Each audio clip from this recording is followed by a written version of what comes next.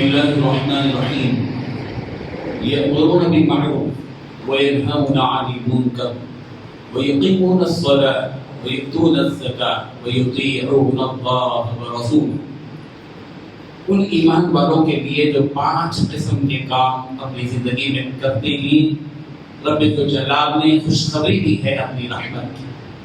کون سے ہیں وہ 5 کام؟ یأمرون بالمعروف، کہ وہ ایمان والے جو اپنی زندگی میں لوگوں کو بھلائی کا حکم دیتے ہیں، بیٹوں کو، بیویوں کو، بڑوں کو، چھوٹوں کو، رشتہ داروں کو، پڑوسیوں کو بھلائی کا حکم دیتے ہیں. وَيَنْهَوْنَ عَنِ الْمُنكَرِ، اور دوسرا کام برائیوں سے روکتے ہیں لوگوں کو. اور تیسرا کام وَيُقِيمُونَ الصَّلَاةَ، نماز کو قائم رکھتے ہیں. اور چوتھا کام وَيُؤْتُونَ الزَّكَاةَ، اپنے مال کی زکات ادا کرتے ہیں. اور 5واں کام وَيُطِيعُونَ اللَّهَ وَرَسُولَهُ، اللہ اور اس کے رسول کی اطاعت کرتے ہیں اور اطاعت میں زندگی گزارتے ہیں. اللہ تعالیٰ نے 5 کام کرنے والے ایمان والوں کو خوشخبری دی ہے. اولئک سیرحمهم اللہ، یہی وہ خوش نصیب لوگ ہیں جن پر اللہ اپنی رحمت نازل کرے گا.